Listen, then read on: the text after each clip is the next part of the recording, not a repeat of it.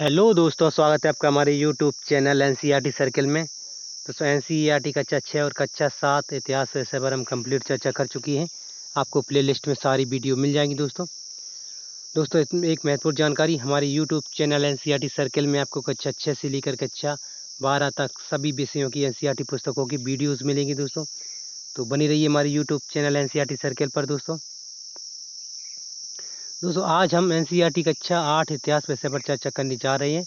इससे पहले हमने 2 अध्याय कंप्लीट कर लिए हैं। ये हमारा अध्याय तीसरा है दोस्तों। ठीक है, तो शुरू करते हैं। ग्रामीण क्षेत्र पर शासन चलाना। ठीक है दोस्तों, हमें क्या पढ़ना है? तो जब ब्रिटिश लोगों ने हमारे देश पर शासन कर लिया था, तो उसके बाद उन्होंने हमारे भारत देश के विभिन्न क्षेत्रों पे किस प्रकार शासन किया, तो उसके बारे में हमें यहाँ पढ़ना है। ठीक है, तो देखिए चित्र एक 1765 में रॉबर्ट क्लाइव मुगल बादशाह से बिहार और उड़ीसा की दीवानी ग्रहण करते हुए। ठीक है दोस्तों, ये देखिए रॉबर्ट क्लाइव है दोस्तों। ये मुगल बादशाह से क्या कर रहा है? तो बिहार और उड़ीसा की दीवानी हासिल कर रहा है। ठीक है, उसमें कागज वगैरह बनवा कर और बाकायदा तौर तरीके से ये ले रहा है। ठीक है, आगे देखिए यहाँ से शुरू करना है हमें। कंपनी दीवान बन गई। जो कंपनी थी दीवान, यानी कि वही टैक्स वसूलना है और जो अपनी जो नियम कायदा कानून है चलाना है। तो ठीक है, तो दीवानी मतलब उन्हें मिल गई थी। ठीक है, दीवानी के अंतर्गत क्या क्या करती थी वो, ये देखना है हमें आगे। देखिए 12 अगस्त 1765 को मुगल बादशाह ने ईस्ट इंडिया कंपनी को बंगाल का दीवान तैनात किया। दीवान दोस्तों तैनात हो गए वो। ठीक है, आगे देखिए, इस बात की पूरी संभावना है कि यह घटना मुट्ठी भर अंग्रेजों और हिंदुस्तानियों की मौजूदगी में रॉबर्ट क्लाइव के तंबू में घटी होगी। ठीक है दोस्तों, तो रॉबर्ट क्लाइव के तंबू में ये घटना घटी थी, बोल रहे हैं। उनमें क्या क्या था? मुट्ठी भर अंग्रेज थे दोस्तों और हिंदुस्तानियों की बड़ी जनसंख्या थी। ठीक है, तो और ये सब कहाँ इकट्ठे थे? तो रॉबर्ट क्लाइव के तंबू, यानी कि जो उनका बनाया हुआ घर छोटा सा होता था वो। ठीक है, वहाँ पर। आगे देखिए, लेकिन ऊपर दिए गए चित्र में इस घटना को एक भव्य समारोह के रूप में दिखाया गया है। तो यहाँ पर किस तरह से दिखाया गया है कि भाई ये देखिए घटना घट रही है, तो यहाँ तो एक बड़ा पंडाल लगा है, यहाँ पर दिखाया जा रहा है। ठीक है दोस्तों, तो ये पता नहीं क्या है, कुछ अंतर है ना। हालांकि ये बड़ी पंडाल में नहीं घटी होगी ये घटना, छोटे से तंबू में घटी होगी, यहाँ लिख भी रहे हैं। आगे देखिए, यह चित्र उस चित्रकार ने बनाया है जिसे रॉबर्ट क्लाइव ने अपने जीवन की यादगार घटनाओं को चित्रित करने का जिम्मा सौंपा था। तो रॉबर्ट क्लाइव ने कहा था, भाई तुम मेरे ये जो चित्र हैं, ये मेरे जीवन की महत्वपूर्ण चित्र हैं, ये मेरे जीवन की महत्वपूर्ण घटना है, इनका चित्र बनाओ। ठीक है, तो उसी चित्रकार ने बनाया होगा। ठीक है, और उसने फिर क्या किया होगा? तो इसमें कुछ सुधार कर दिया है। तंबू की जगह यहाँ पर बड़ा पंडाल लगा दिया है। ठीक है, आगे देखिए, बंगाल की दीवानी हाथ आ जाने पर अंग्रेजों के लिए निश्चय ही एक बड़ी घटना थी दोस्तों। जो बंगाल की जो दीवानी उनके हाथों में आ गई थी, तो ये घटना उनके लिए क्या थी? बहुत महत्वपूर्ण थी। इसके लिए तो अंग्रेजों के लिए। ठीक है, आगे देखिए, कह रहे हैं कि दीवान के तौर पर कंपनी अपने नियंत्रण वाली भूभाग को आर्थिक मामले की मुख्य शासक बन गई। तो जो दीवानी के तौर पर कंपनी को क्या हुआ फ़ायदा? तो नियंत्रण वाली भूभाग के आर्थिक मामलों की मुख्य शासक बन गई। यानी कि जो जितना भी क्षेत्र था, वो जितने भी क्षेत्र की उसे दीवानी मिली थी कंपनी को, उसका क्या बन गई? थी वो शासक बन बैठी। ठीक है, अब उसे अपनी ज़मीन का शासक चलाना और आमदनी को व्यवस्थित करने का रास्ता ढूंढ लिया गया। किसके द्वारा? तो कंपनी के द्वारा, ईस्ट इंडिया कंपनी के द्वारा। ठीक है, आगे है, इसके लिए उसे एक ऐसा रास्ता ढूंढना था जिससे कंपनी की बढ़ती खर्चों को पूरा करने के लिए काफ़ी आमदनी जुटाई जा सके। व्यापारिक कंपनी के नाते उसे यह ख्याल भी रखना था कि वह अपनी ज़रूरत की चीज़ें खरीदती बेचती रहे। तो दोस्तों उसके लिए उसे क्या क्या करना पड़ता था कि और भी मतलब जो उसको दीवानी मिल गई थी, उसके बावजूद भी उसके पास कभी मतलब ऐसा नहीं लगा उसे कि मतलब हम अब इतने में ही संतुष्ट हो जाए, है ना। लेकिन क्या होता है कि लालच बढ़ते आता है ना, तो उसने फिर सोचा कि भाई अपनी और भी ज़रूरतें हैं, उनको पूरा करने के लिए हमें यहाँ कुछ वैसा काम करना पड़ेगा, जैसे कि यहाँ से सामान लाकर ले जाना व्यापारी, हालांकि कि व्यापार तो उनका मुख्य काम था ही, फिर भी उन्होंने ये अपनी ज़रूरतों की चीज़ें खरीदी और बेची यहाँ पर, ठीक है। मतलब तीसरा काम उनका ये हो गया था, ठीक है। क्या? तो पहला काम व्यापार, दूसरा काम उनको ये जमींदार ये दीवानी मिल गई थी, और तीसरा काम ये छोटी मोटी चीज़ें यहाँ पर बेचते थे और मतलब खरीदते थे, ठीक है। आगे देखिए क्या कह रहे हैं कि हाँ, इसके बाद बेचते रहे। समय के साथ कंपनी को यह भी समझ में आने लगा कि उसे सावधानी के साथ आगे बढ़ना होगा। बाहरी ताकत होने की वजह से उसे उस उन लोगों को भी शांत रखना था जो गांव देहात में पहले शासन चला चुके थे, है ना। तो कंपनी को लगा कि भाई यहाँ पे शासन करना है तो उन लोगों पर नियंत्रण रखना ही होगा जो यहाँ पहले से शासन कर चुकी हैं, क्योंकि वो अब कभी भी विद्रोह या हम पर हमला कर सकती है, विद्रोह कर सकती है या हम पर हमला कर सकते हैं, या अपना अपना शासन वापस लेने की कोशिश कर सकती है ना। तो ऐसा कंपनी को लगा। आगे देखिए, और उनके पास अभी भी काफ़ी ताकत और सम्मान था। तो किसके पास? तो जो पहले से शासन कर चुके थे, यहाँ की जो गांव कस्बों के लोग थे या क्षेत्रों के लोग थे, ठीक है। तो उनका कंपनी को डर था। आगे कह रहे हैं कि ऐसे जो लोग स्थानीय सत्ता में रह चुके थे उनके पास नियंत्रण करना तो ज़रूरी था, लेकिन उन्हें ख़त्म नहीं किया जा सकता था। कंपनी को लग रहा था कि जो यहाँ पर पहले से शासन कर चुके हैं इनको ख़त्म करना तो मुश्किल है, लेकिन सॉरी ख़त्म करना मुश्किल है, लेकिन इस पर नियंत्रण करना ज़रूरी भी है। इनको ख़त्म नहीं किया जा सकता, लेकिन इनको नियंत्रित किया जा सकता है। इन पर नियंत्रण किया जा सकता है, ठीक है। तो इन्होंने सोचा। आइए देखिए कह रहे हैं कि यह काम कैसे हो यह काम कैसे हो। इस अध्याय में हम देखेंगे कि कंपनी ने ग्रामीण इलाकों को उपनिवेश कैसे बनाया। जो कंपनी थी उसने ग्रामीण इलाकों को अपना उपनिवेश कैसे बनाया। तो देखिए, आय के संसाधन कैसे जुटाए, लोगों के अधिकार किस तरह तय किए, और मनमानी मनमाफिक फसलों की खेती कैसे कराई। तो दोस्तों ये सब कैसे किया, कंपनी ने लोगों के अधिकारों को कैसे सीमित कर दिया, यहाँ के लोगों को उन अपनी इच्छा अनुसार फसलें पैदा करने के लिए कैसे मना लिया, है ना। तो ये और संसाधन कैसे जुटाए, तो ये सब कंपनी ने कैसे किया, तो इसके बारे में पढ़ना है, ठीक है। कंपनी की आमदनी, कंपनी दीवान तो बन गई थी, लेकिन अभी भी खुद को एक व्यापारी ही मानती थी। जो कंपनी थी ईस्ट इंडिया कंपनी, ये ईस्ट इंडिया कंपनी की बात की जाए दोस्तों, तो आप एक कंपनी ना समझें, आप समझें कि वो उनके ऑफिसर्स और उनके अधिकारी वर्ग है, ठीक है दोस्तों। तो ये क्योंकि कंपनी कोई मतलब एक मतलब कंपनी नहीं थी उसकी, उसको चला कौन रहा था, तो लोग बाग व्यापारी वगैरह थे, ऑफिसर वगैरह थे, कर्मचारी थे, वो चला रहे थे। तो इसलिए कंपनी के अंतर्गत उन्हीं को शामिल माना जाएगा, ठीक है।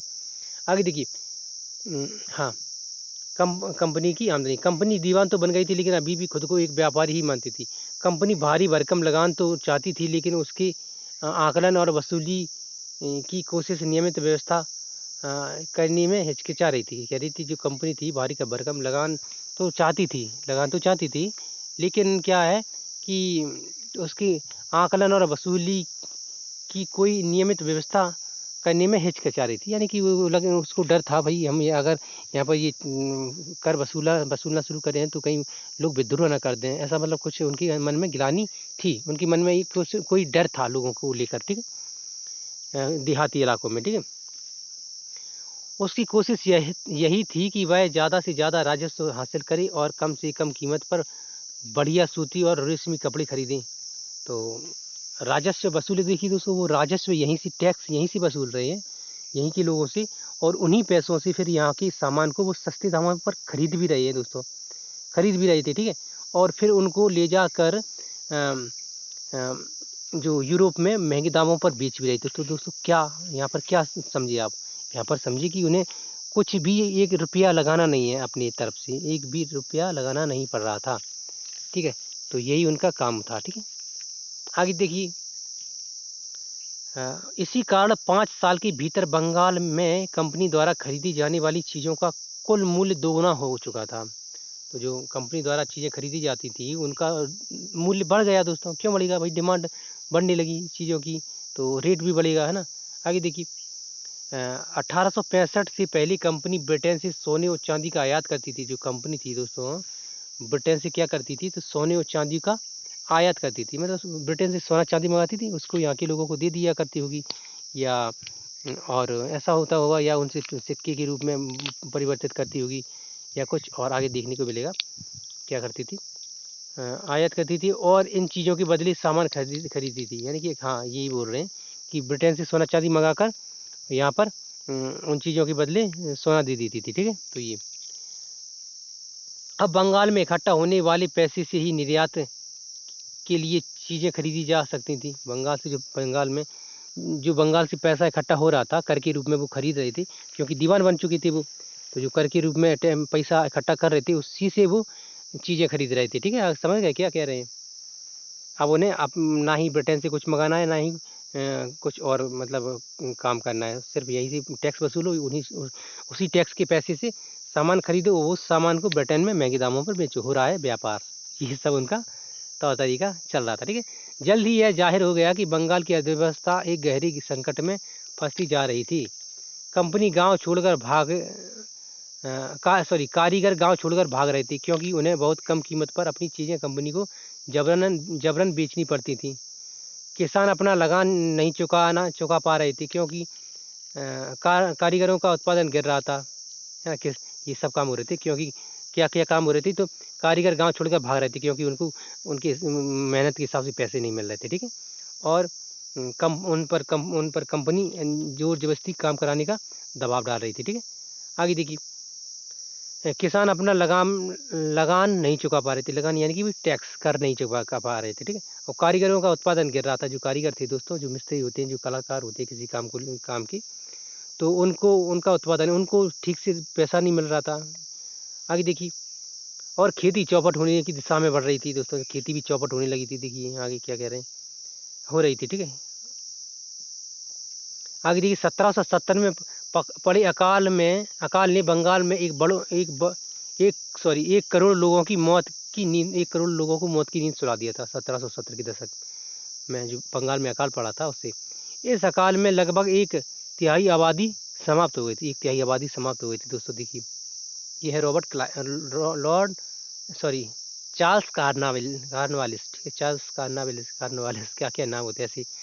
चार्ल्स कार्नवालिस है। ठीक है, कार्नवालिस। ठीक है मैं 2-3 बार बोल रहा हूँ, आप अच्छे से समझ लेना इसको।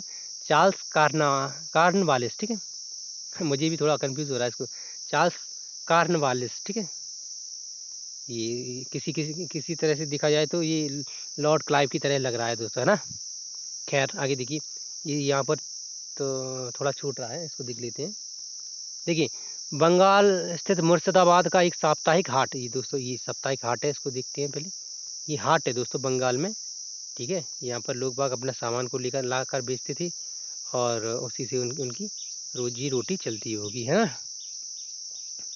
हाट है। ठीक है, नदियाँ, वो नदी है या समंदर है, ये देखिए नाव पर ये बैठे हैं लोग, घूम रहे हैं सब। तो ये बंगाल का मुर्शिदाबाद है। ठीक है, ग्रामीण इलाके के किसानों और कारीगर अपनी चीज़ें बेचने और ज़रूरी चीज़ें खरीदने के लिए नियमित रूप से बाज़ारों में आते थे। आर्थिक संकट के समय इन इलाकों पर बहुत बड़ा असर पड़ा था दोस्तों। ठीक है, तो इन इलाकों पर देखिए लोग सामान बेच रहे हैं, क्या किस प्रकार आज भी दोस्तों आप देखेंगे कि बंगाल में ऐसे ही मछलियाँ बेची जाती हैं, ऐसे ही सामान बेचा जाता है, लोग ऐसे ही व्यापार करते हैं, है ना।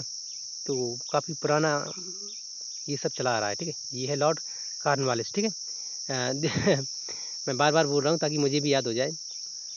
आगे देखिए, खेती में सुधार की ज़रूरत थी दोस्तों। खेती जो थी उसमें सुधार की ज़रूरत क्या थी। अगर अर्थव्यवस्था संकट में थी तो क्या कंपनी अपनी राजस्व आय के बारे में आश्वस्त रह सकती थी। कंपनी के ज़्यादातर अफसरों को यह लगता था कि ज़मीन में निवेश करना और खेती में सुधार लाना ज़रूरी है।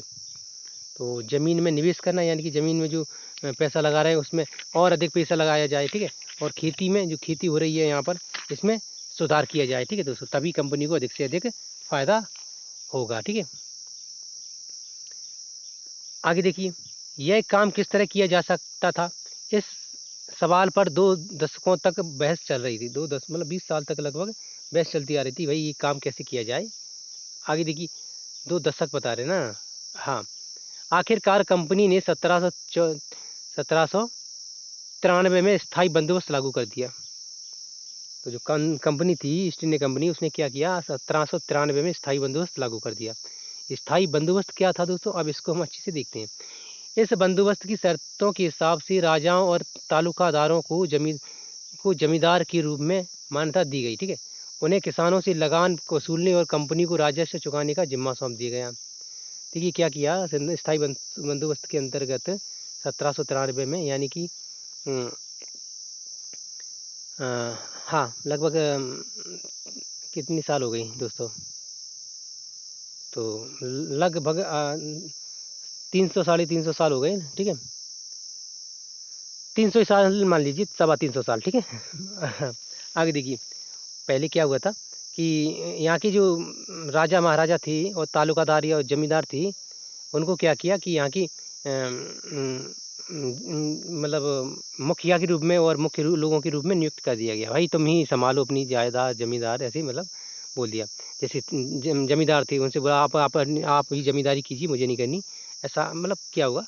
और जो तालुकादार होते हैं उनसे कहा आप अपने क्षेत्र को देखिए, और राजाओं को कहा आप अपने क्षेत्र को देखिए। ठीक है, लेकिन क्या किया, लेकिन ये किया उन्होंने कि भाई अब आप इन क्षेत्रों को नियंत्रण करें, और यहाँ से जो कुछ भी जितने भी क्षेत्र से मतलब टैक्स वसूली करेंगे आप, उसका उसमें हमारा भी हिस्सा होगा। ठीक है, वसूली करें और कंपनी को राजस्व चुकाने का जिम्मा मतलब आपका है। ठीक है, तो ये किया उन्होंने। ठीक है, यानी राजाओं को बोल दिया आप टैक्स आप लेकर हमें देंगे, हमें बार बार लेने में परेशानी हो रही है या दिक्कत हो रही है, या हम लेने में सक्षम नहीं है, या हमें और भी काम है तो वो हमें करने में दिक्कत होती है, फिर ऐसा कुछ कहा होगा, है ना।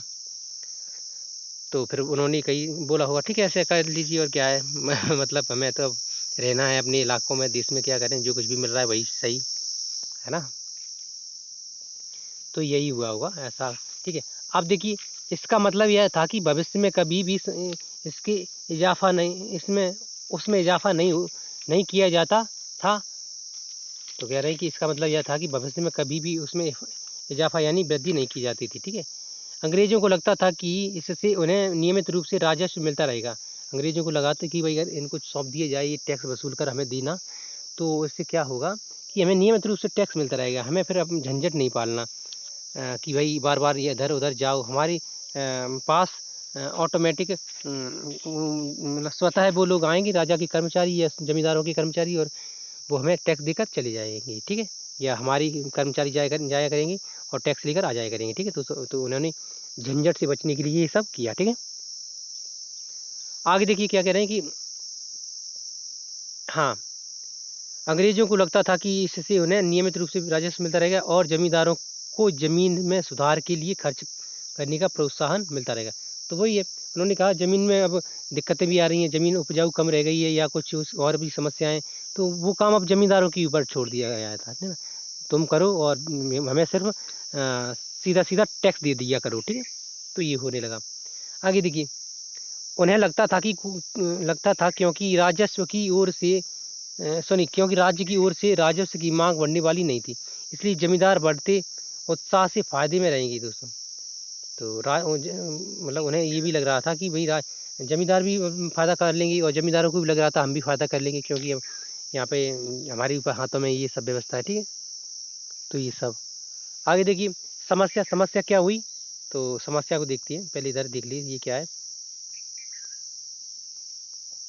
ये लॉर्ड कॉर्नवालिस है, जिस समय स्थायी बंदोबस्त लागू किया गया था उस समय कॉर्नवालिस भारत का गवर्नर जनरल था दोस्तों। ये इसने ये सोचा, इसने ही किया था जी, इसने डायरेक्ट मतलब टैक्स मिलता रहे और हमें बार बार झंझट न मिलने उठाना पड़े, इसके लिए इसने ये बंदोबस्त किया था। ठीक है, बंगाल के रैयतों पर कोलब्रुक का कथन, बंगाल की जो रैयत वाली व्यवस्था थी ये क्या है, तो उस पर कोलब्रुक का कथन क्या है, बंगाल के बहुत सारे गांवों में कई ताकतवर रैयत खुद खेती नहीं करते, वे औरों को पट्टी पर जमीन दे देते हैं और उन्हें भारी लगान वसूल करते हैं। 1860 में H.T. कोलब्रुक ने इन काश्तकारों की स्थिति इन शब्दों में बयां की है। काश्तकार यानी कि जो कर्मकारी हुआ करते थे उनकी। बटाई की भारी शर्तों और मवेशियों, बीज, आजीविका व कर्जों के बदले बेगारी से दबे ये काश्तकार खुद को कर्ज से कभी बाहर नहीं निकाल सकते। जब उन्हें जीने को ही पूरा नहीं मिलता तो ऐसी भयानक हालात में भी दिल लगाकर काम कैसे कर सकते हैं, ना ही उन्हें अपनी हालत सुधरने की कोई उम्मीद दिखती है। तो कह रहे हैं कि जो कर्मचारी लगी रहती थी खेतों में, उसके बारे में बता रहे हैं कि उनको मतलब खुद भी अपने जीवन यापन करने के लिए पर्याप्त मिल नहीं रहा है, तो वो मन लगा कर इस खेती में कैसे काम करेंगे, है ना। बस इतना है, कुछ नहीं। और आगे देखिए। हाँ, समस्याएं थी।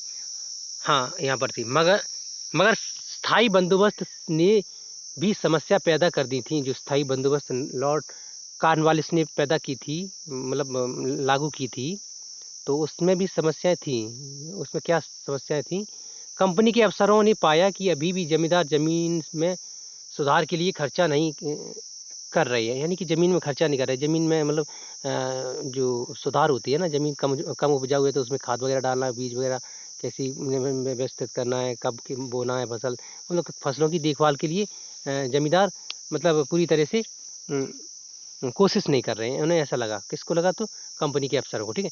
असल में कंपनी ने जो राजस्व तय किया था वह इतना ज़्यादा था कि उसको चुकाने में ज़मींदारों को भारी परेशानी हो रही थी। जो ज़मींदार राजस्व चुकाने में विफल हो जाता, उसकी ज़मींदारी छीन ली जाती। बहुत सारी ज़मींदारों को कंपनी बाकायदा नीलाम कर चुकी थी। तो देखिए हमारे देश में किस तरह से ज़मीन का मतलब बुरा हाल कर दिया था अंग्रेज़ों ने, उसके बारे में बताया जा रहा है। तो अब जैसे कि उन्होंने ज़मींदारी जो स्थायी बंदोबस्त कर दिया था, जो ज़मींदार थे, अब वो उन पर भी बहुत अधिक टैक्स लगा दिया गया था। अब वो टैक्स दें कि वो ज़मीन में मतलब ज़मीन को उपजाऊ बनाने के लिए तकनीकें विकसित करें या मतलब कोई कोशिश करें। अभी टैक्स देना है तो भाई ज़मीन में जो खाद वगैरह देना है तो वो कहाँ से लाएंगी, और इधर टैक्स भी देना है। तो उनके सामने दोहरी समस्या थी दोस्तों, ज़मींदारों के सामने, है ना। आगे कह रहे हैं कि उसकी ज़मींदारी छीन ली जाती। जो टैक्स नहीं दे पाता था उसकी ज़मींदारी छीन कर उसको नीलाम कर देती थी। कोई और ज़मींदार आ जाता था, वो करता था, और उसको भी समस्या आती थी तो उससे उस फिर नीलाम कर देती थी, है ना। ये सब उसको कर देते रहती थी। उसकी हर बार ज़मीन की नीलामी होती रहती थी, ठीक है। तो ये सब करते थे। आगे कह रहे हैं कि 19वीं सदी के पहले दशक तक हालात बदल चुके थे। जो 19वीं सदी थी उसके पहले थोड़ी हालत बदल चुकी थी। क्या हुआ?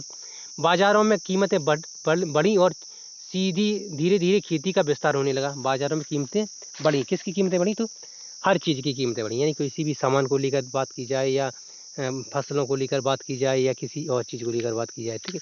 सबकी कीमतें बढ़ने लगी, है ना। आगे कह रहे हैं इससे ज़मींदारों की आमदनी में तो सुधार आया, लेकिन कंपनी को कोई फ़ायदा नहीं हुआ। तो ज़मींदारों को फ़ायदा कैसे हुआ कि भाई ज़मींदार ने खेत में गेहूँ बो दिया, जैसे, है ना। आके वो उसके जो मज़दूर हैं वो लगे हुए हैं कर्मचारी, ठीक है, वो दिया। तो अब जब गेहूँ की कीमत बढ़ेगी तो ज़मींदारों को फ़ायदा होगा। फ़ायदा कैसे हुआ कि गेहूँ महंगा बेचेगा मार्केट में, और भी कंपनियाँ वहाँ मतलब जो कोई भी हो या लोग बाग खरीदते होंगे, है ना, तो महंगा खरीदेंगे, ठीक है। लेकिन कंपनी को फ़ायदा क्यों नहीं हुआ? इस कंपनी की आमदनी में सुधार नहीं आया, लेकिन कंपनी को कोई हाँ, ज़मींदारों की आमदनी में सुधार आया, लेकिन कंपनी को फ़ायदा नहीं हुआ। क्यों नहीं हुआ? क्योंकि कंपनी तो हमेशा के लिए राजस्व तय कर चुकी थी।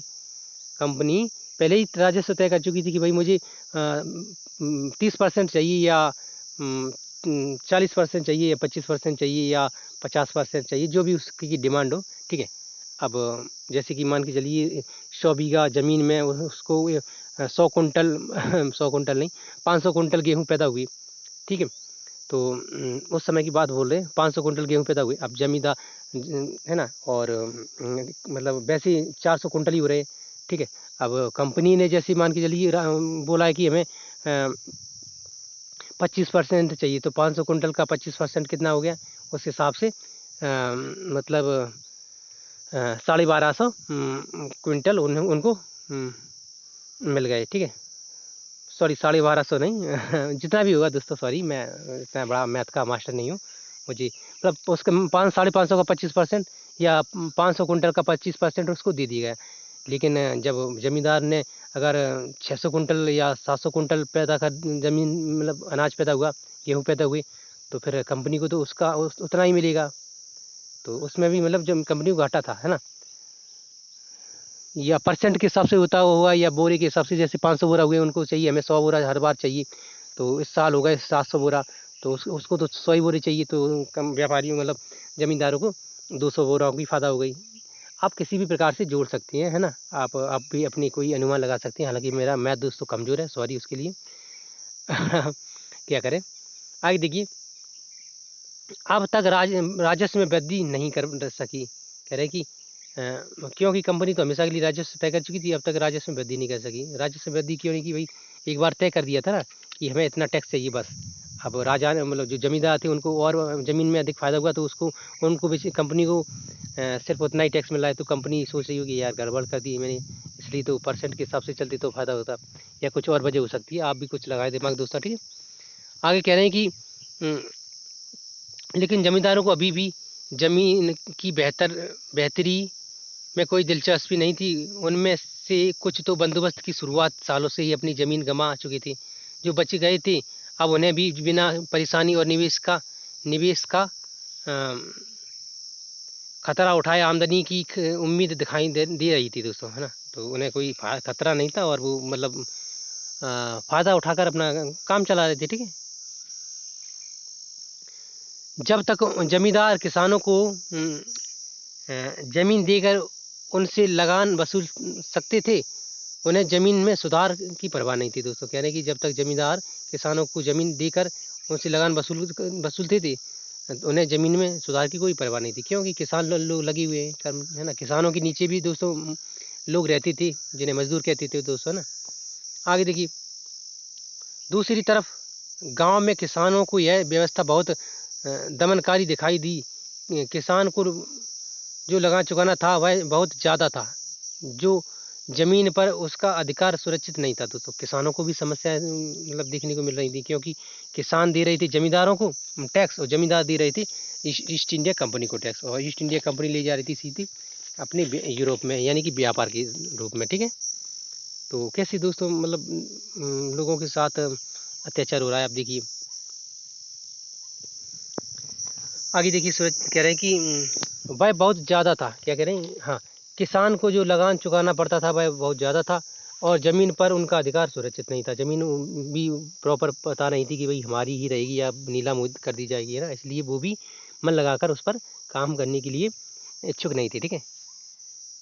आगे कह रहे हैं कि लगान चुकाने के लिए अक्सर महाजन से कर्ज लेना पड़ता था किसानों को, जो महाजनों से कर्ज लेना पड़ता था। क्यों भाई, खाद बीज है ये डालना है ना, और भी व्यवस्थाएं पानी वगैरह की करनी पड़ती थी, का पानी भी तो देना पड़ता है फसलों में।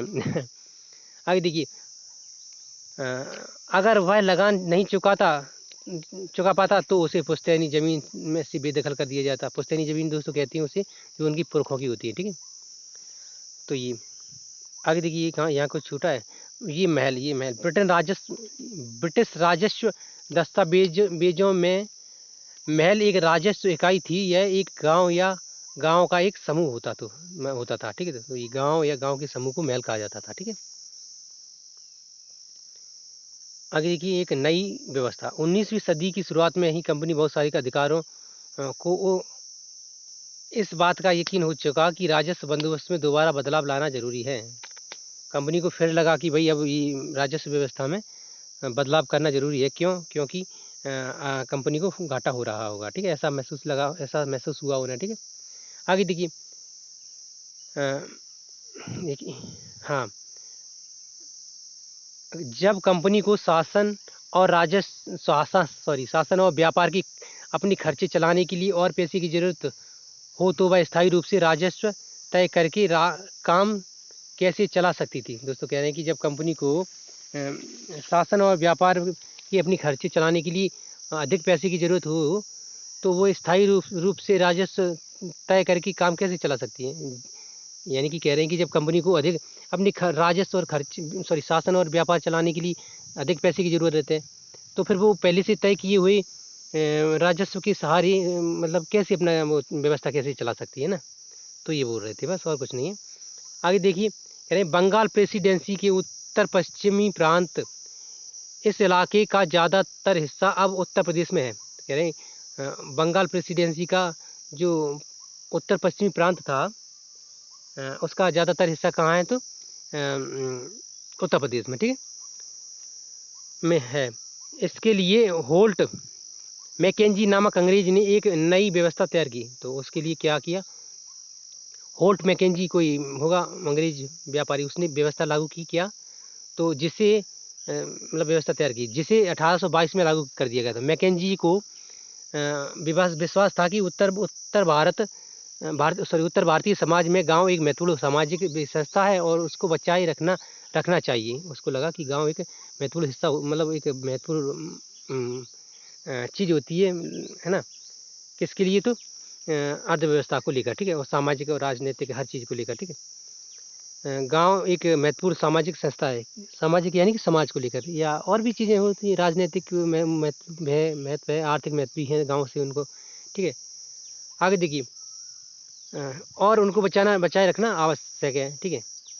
उसके आदेश पर कलेक्टरों ने गांव-गांव का दौरा किया, जमीन की जांच की, खेतों को मापा और विभिन्न समूहों के रीति रिवाजों को दर्ज किया, ठीक है। उसने कहा कि गांव की देखिए स्थिति, गांव को नापिए, गांव की खेतों की मिट्टी की जांच कीजिए, गांव में लोगों को समझिए, और ये मतलब जो भी कुछ है कायदा कानून को देखिए, ठीक है। तो ये हुआ। आगे कह रहे हैं जमीन की, हाँ, गांव के एक एक खेत के अनुमानित राजस्व को जोड़कर हर गांव या ग्राम समूह महाल से वसूल होने वाले राजस्व का हिस्सा लगाया जाता था। तो अब उसने क्या किया, हर गांव में जाकर अब एक तरीके से जो टैक्स है वसूलने की नीति अपनाई, ठीक है।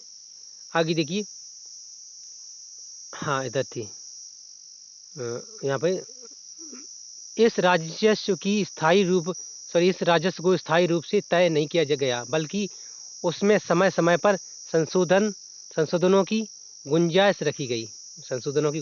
क्या कि भाई अब जो कुछ भी हम नियम कायदा कानून बनाएंगे उसको अभी इतना बना तय कर दिया है, आगे देखेंगे उसमें संशोधन करके फिर आगे देखेंगे, फिर आगे करेंगे उसमें संशोधन, मतलब समय समय पर संशोधन करने का नियम बना दिया, ठीक है। आगे देखिए, राजस्व इकट्ठा करने और उसे कंपनी को अदा करने का जिम्मा जमींदार की बजाय गांव के मुखिया को सौंप दिया गया। देखिए, जमींदारों को यहाँ से हटा दिया गया, भाई अब तुम नहीं, अब गांव के मुखिया ही देखेंगे, क्योंकि गांव के मुखिया मतलब हर गांव में अलग अलग एक मुखिया होता है, और तो हर गांव का एक मुखिया में अब राजस्व वसूल करके देगा, ठीक है। जमींदार होते हैं वो थोड़े अपने लाभ के लिए भी कुछ सोच लेते हैं, ठीक है, ऐसा हुआ। इस व्यवस्था को महलवाड़ी बंदोबस्त का नाम दे दिया। महलवाड़ी व्यवस्था किसके द्वारा शुरू की गई थी, तो दोस्तों ये देखिए इसका नाम मैकेंजी के द्वारा, ठीक है, इसको मैकेंजी के द्वारा महलवाड़ी और जो स्थायी बंदोबस्त था दोस्तों, इसमें काफ़ी फर्क पूछे जाते हैं, तो आगे आप देखेंगे, है ना। मुनरो व्यवस्था, ये दोस्तों मुनरो व्यवस्था को आप देखेंगे, ये ब्रिटिश नियंत्रण वाले दक्षिण भारतीय इलाकों में भी स्थायी बंदोबस्त की जगह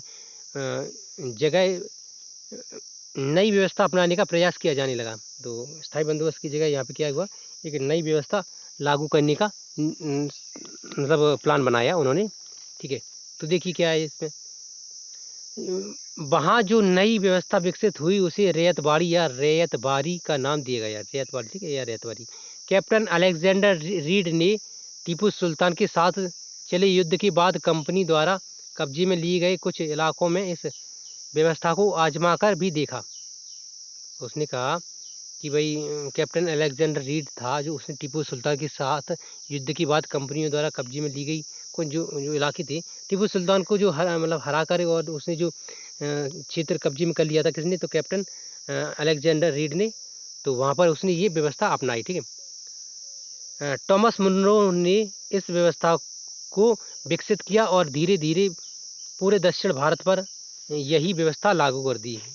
कौन सी व्यवस्था, तो यही रैयत वाली व्यवस्था, ठीक है, दक्षिण भारत में रैयत वाली व्यवस्था लागू कर दी, ठीक है। आगे कह रहे हैं कि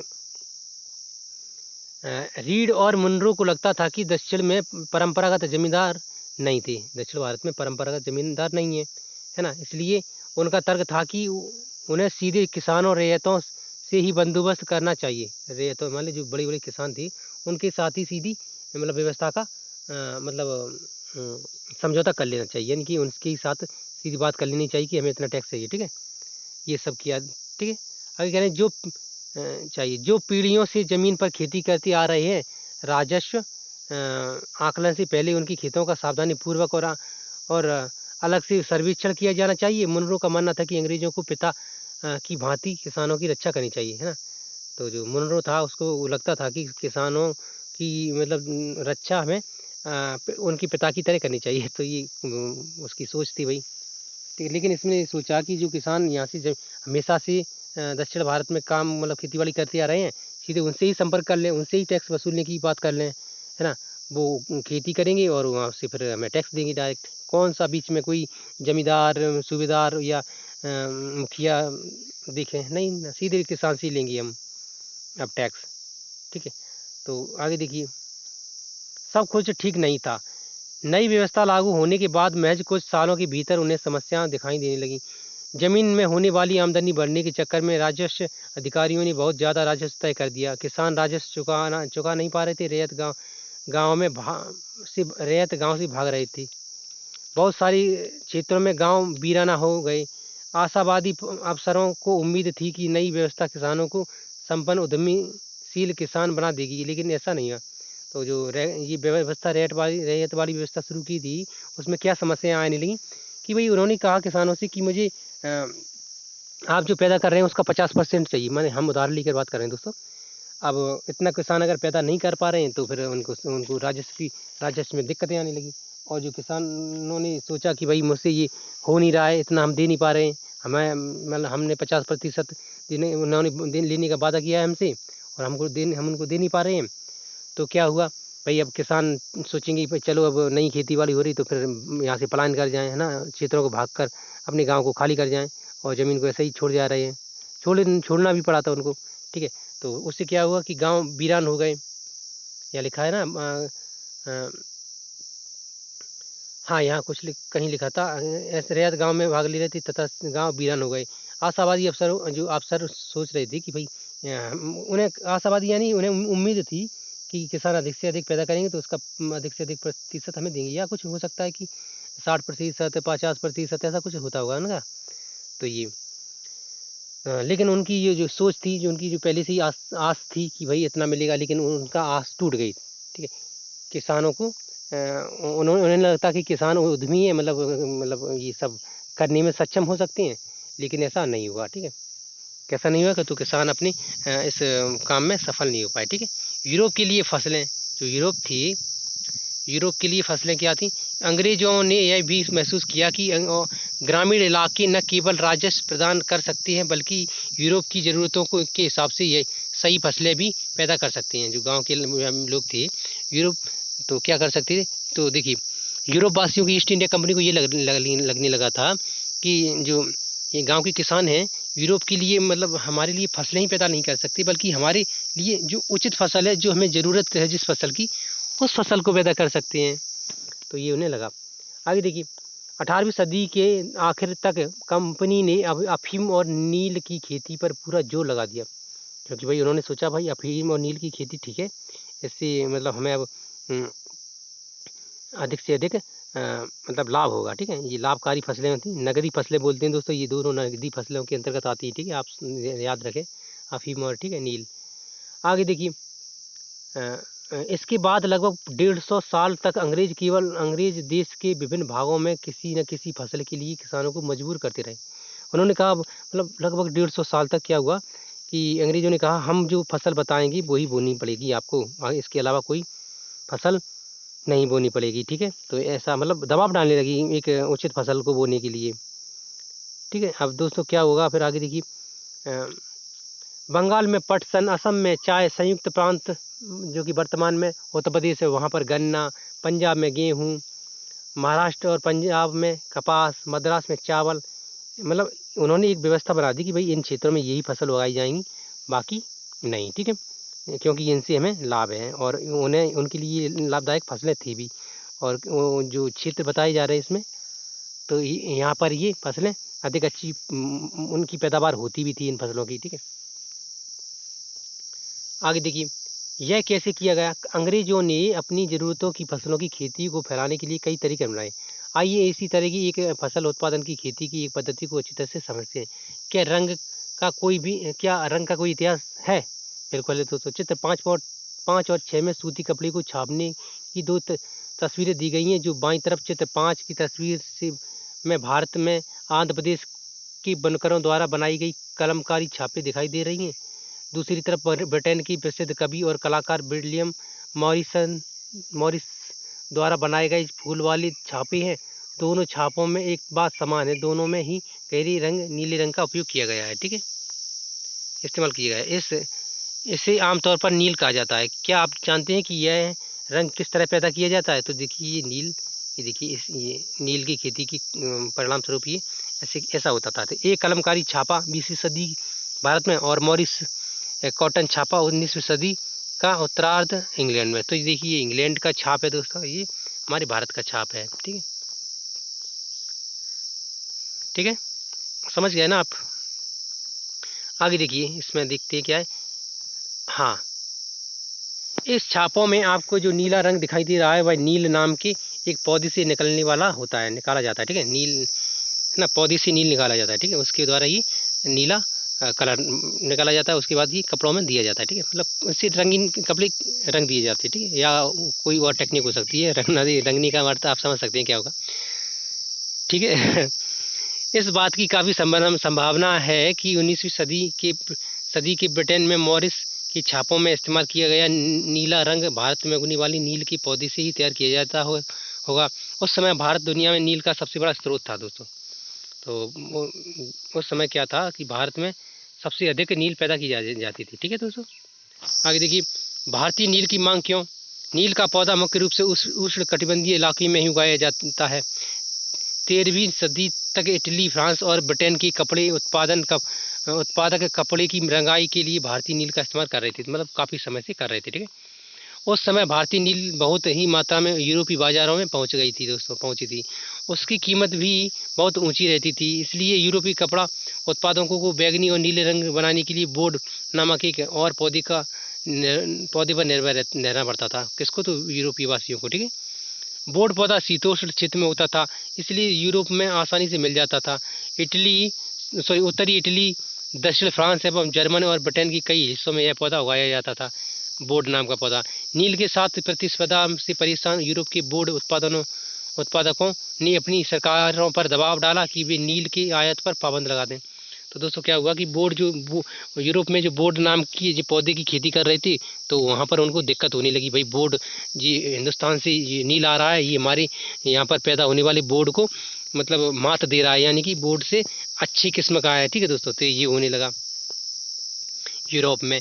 आगे देखिए, मगर कपड़े को रंगने वाले तो नील को ही पसंद कर रही थी, लेकिन वहाँ पर जो कपड़े रंग रहे थे दोस्तों यूरोप में, तो वो बोर्ड को पसंद ना करके नील को पसंद करने लगी, क्योंकि भाई नील का रंग थोड़ा अच्छा होता होगा उस समय, आज भी होता है दोस्तों नील से बहुत चमकदार नीला रंग मिलता था, जबकि बोर्ड से मिलने वाला रंग बेजान और फीका होता था। तो देखिए दोस्तों, ये भी एक समस्या ही थी दोस्तों कि बोर्ड एक पौधा होता है, उससे नीला रंग निकाला जाता है। ठीक है, और नील जो होती है, नील भी एक पौधा होता है, उससे भी नीले रंग का कलर निकाला जाता है। ठीक है, तो ये लेकिन बोर्ड से काफ़ी अच्छा माना जाता था ये नील। ठीक है, तो ये हुआ। जबकि हाँ, 17वीं सदी तक आते आते यूरोपीय कपड़ा उत्पादकों ने नील की आयातों पर पाबंदी में ढील देने के लिए अपनी सरकारों को राजी कर लिया। उन्होंने कहा भाई नील की खेती, उन्होंने कहा देखिए नील कितना अच्छा है, और ये बोर्ड देखिए, बोर्ड का कलर और नील का कलर में काफ़ी फ़र्क है, आप गुमराह ना हो। और यहाँ की जो बोर्ड जो पैदा कर रहे हैं, जो किसान हैं और जो व्यापारी हैं, इन पर ध्यान न दें, इनकी बातों पर ध्यान न दें। और नील का व्यापार हो रहा है हिंदुस्तान से, इस पर आप चुप रहे हैं ना, तो या आप कुछ कहें ना बस। ठीक है, तो वहाँ की सरकार को मना लिया होगा। आगे कह रहे हैं कि कैरिबियाई द्वीप समूह स्थित सेंट डोमिंग्यू ने फ्रांसीसी, ब्राज़ील में पुर्तगाली, जमैका में, ब्रिटेन और वेनेजुएला में स्पेनिश लोग नील की खेती करने लगे। तो दोस्तों कहाँ कहाँ फिर नील की खेती होने लगी? तो देखिए, कैरिबियाई द्वीप समूह में, सेंट डोमिनियम में, और फ्रांसीसी फ्रांसीसी और ब्राज़ील में पुर्तगाली और जमैका में ब्रिटिश और वेनेजुएला में स्पेनिश लोग, ये मतलब जो यहाँ पर लिखे हैं ये सब ब्राज़ील, पुर्तगाल, जमैका, ब्रिटिश, आइसलैंड है, वेनेजुएला, स्पेनिश जो लोग थे ये सब नील की खेती करने लगी। क्यों करने लगी कि अब वही इसकी डिमांड अधिक है, ये इसका कलर अच्छा है और ये मतलब काफ़ी उपयोगी है ना, और हो सकता है सस्ता भी हो उस समय। ठीक है। उत्तरी अमेरिका के भी बहुत सारे भागों में नील के बागान सामने आने लगे। हाँ ठीक है, आए थे यही की बात है, आने लगे। 18वीं सदी के आखिर तक भारतीय नील की मांग और बढ़ गई, क्योंकि भाई अब 18वीं शताब्दी की आते आते क्या हुआ कि नील की डिमांड और बढ़ गई, यानी कि उन्हें लगा कि नील के बिना लोगों का रहना एक मुश्किल हो गया है। यानी कि कपड़े शौक होता है ना, और कोई सी चीज़ की आदत पड़ जाती है तो फिर उसके बिना लोग रहती नहीं है। तो इस तरह से इसलिए मांग बढ़ गई होगी। ठीक है। आगे देखिए, ब्रिटेन में औद्योगिकरण का युग शुरू हो चुका था और उसे कपास उत्पादन में भारी इजाफा हुआ फायदा है ना। आप कह रहे हैं कि ब्रिटेन में जो औद्योगिक क्रांति हुई थी तो उसकी वजह से वहाँ पर उसकी उत्पादन में, मतलब किसके उत्पादन में, तो कपास के उत्पादन में काफ़ी फायदा हुआ। यानी कपास से दोस्तों कपड़े बनने लगी है ना। तो देखिए, अब कपड़े की रंगाई की मांग और तेज से बढ़ने लगी। अब कपड़ा बनने लगा है तो फिर उसकी भी और भी नील की ज़रूरत पड़ेगी, उसको रंगना भी तो है कपड़े को। आगे देखिए, जब नील की मांग बढ़ी उसी दौरान वेस्ट इंडीज और अमेरिका से मिलने वाली आपूर्ति अनेक कारणों से बंद हो गई। तो फिर तब क्या हुआ फिर कि वेस्ट इंडीज और अमेरिका से जो आपूर्ति हो रही थी नील की वो बंद हो गई। अब देखिए, 1783 से 1789 के बीच दुनिया का नील उत्पादन आधा रह गया। यानी कि जो दुनिया में नील उत्पादन हो रहा था आधा रह गया है, और अन्य जगहों पर नील का उत्पादन कम हो गया, आधा ही हो गया। जैसे कि अमेरिका में हो रहा है तो वो कम हो गया, और वेस्ट इंडीज़ में हो रहा है, और अन्य देशों में हो रहा है तो वो कम हो गया। मतलब दुनिया में अन्य स्थानों पर नील का उत्पादन कम होने लगा उस समय। ठीक है। कब? तो 1783 से 1789 के बीच। ठीक है, यानी ये 6 सालों के बीच में। आगे कह रहे हैं, ब्रिटेन के रंगरेज अब नील की आपूर्ति के लिए बेचैनी से किसी और स्रोत की तलाश कर रहे थे। तो ब्रिटेन की जो रंगरेज थे दोस्तों, जो ब्रिटेन की जो रंगरेज किसे कहते हैं कि यानी कि धनिक वर्ग, ठीक है दोस्तों, या संपन्न लोग। ठीक है। तो वो क्या कह रहे थे कि उन्हें नील चाहिए, नील से ही रंगे हुए कपड़े पहनने के शौकीन होने लगे वो, यानी उन्हें शौक लग गया था। ठीक है। तो और बेच परेशान होने लगे, भाई हम नील के ही रंगी हुई कपड़े पहनेंगे, हमें कुछ नहीं पहनना, ये वो ऐसे जिद होती है ना अमीर लोगों की। भाई लाइए, क्या करना है हमें, कितना पैसे लोगे, या आप हमें बस नील नील उपलब्ध कराइए। ठीक है। ऐसी बेचैनियाँ होती हैं उनके अंदर, होती थी उस समय। ये नील कहाँ से मिल सकता था? तो ये नील कहाँ से मिल सकता था दोस्तों? सिर्फ भारत से। भारत में ब्रिटेन की बढ़ती दिलचस्पी। यूरोप में नील की बढ़ती मांग को देखते हुए ईस्ट इंडिया कंपनी भी भारत की में नील की खेती बढ़ाने के लिए रास्ते ढूंढने लगी। ठीक है।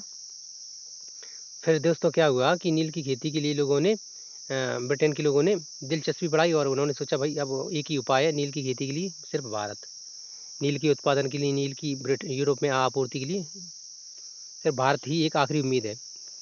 आगे कह रहे हैं, 18वीं सदी के आखिरी दशकों से बंगाल में नील की खेती में तेजी से फैलने लगी। दोस्तों क्या हुआ, बंगाल में नील की खेती तेजी से फैलने लगी, यानी कि अधिक से अधिक लोग नील की खेती करने लगे। क्यों करने लगे? तो वही ब्रिटिश ईस्ट इंडिया कंपनी के दबाव में आकर, है ना। और आगे देखिए, बंगाल में पैदा होने वाली नील दुनिया की बाज़ारों में छा गया था। जो बंगाल में जो पैदा होने वाला नील था, ब्रिटेन की बाज़ारों में छा गया, काफ़ी महत्वपूर्ण माना जाने लगा, लोग उसके प्रति बहुत आकर्षित होने लगे। ठीक है। आगे कह रहे हैं, 1788 में ब्रिटिश द्वारा आयात किया गया नील में भारतीय नील का हिस्सा केवल 30% था। तो भारतीय नील का हिस्सा कितना? केवल लगभग 30% रह गया, मतलब था दोस्तों। ठीक है। 1810 में ब्रिटेन द्वारा आयात किए गए नील में भारतीय नील का 95% हो चुका था। तो देखिए, ये 1788 की बात की जा रही है। उस समय 30% था, और फिर 1810 में देखिए तो ये 95% पहुँच गया। तो ब्रिटेन के बाज़ारों में नील का जो मतलब एकदम उछाल आया, यानी भारतीय नील की जो वृद्धि हुई, किस तरह से 30 से सीधी 95% हो गई। कितने समय में? तो 1788 से लेकर 1810 तक। ठीक है। ठीक है। तो ये इस तरह से बदलाव आया, ठीक है। आगे देखिए, जैसे जैसे नील का व्यापार फैला, कंपनी के अफसर और व्यावसायिक एजेंट नील के उत्पादन में पैसा लगाने लगे। यानी कि अब उन्हें लगा भाई नील के उत्पादन में पैसा लगाना चाहिए, क्योंकि नील काफ़ी महत्वपूर्ण एक उत्पादन हो चुका है, काफ़ी महत्वपूर्ण चीज़ हो चुकी है, ठीक है। इस पर आप पैसा लगाना चाहिए, ठीक है। तो उन्होंने पैसा लगाना शुरू कर दिया। किसने? तो हम जो ईस्ट इंडिया कंपनी की और बाकी जो बड़े बड़े धनिक वर्ग होते थे, उन्होंने लगाना शुरू कर दिया। समय बीतने के साथ कंपनी के बहुत सारे अधिकारियों ने नील की अपने कारोबार पर ध्यान देने के लिए अपनी नौकरियां छोड़ दी। तो उन्होंने कहा भाई अब नील का ही व्यापार ठीक है, इसी पर ध्यान दें और बाकी सब नौकरियों को लात मारो। छोड़ दी। जब लात मार दी तो छोड़ना ही, लात मारना ही हो गया ना, छोड़ दिया तो, ठीक है। भारी मुनाफे की उम्मीद से स्कॉटलैंड और इंग्लैंड क्योंकि बहुत सारे लोग भारत आए और उन्होंने नील की बागान लगा लिए, ठीक है। तो नील के बागान लगा लिए भैया। उन्होंने कहा भाई नील इतना जब महत्वपूर्ण है, इतना इससे प्रॉफिट हो रहा है, इतनी यूरोप में डिमांड है, तो क्यों ना नील की ही खेती की जाए, ठीक है। क्यों ना नील के ही बागान लगा लिए जाए, ठीक है। अन्य नौकरियों में रखा गया है, ऐसा सोचा होगा उन्होंने। तो ये होता है, लालच इंसान की मन का कभी मिटता नहीं है, ना ही मिटेगा भविष्य में भी। आगे देखिए, जिसके पास नील की पैदावार के लिए पैसा नहीं था, उन्हें कंपनी और नए नए बैंक कर्जा देने को तैयार रहती थी।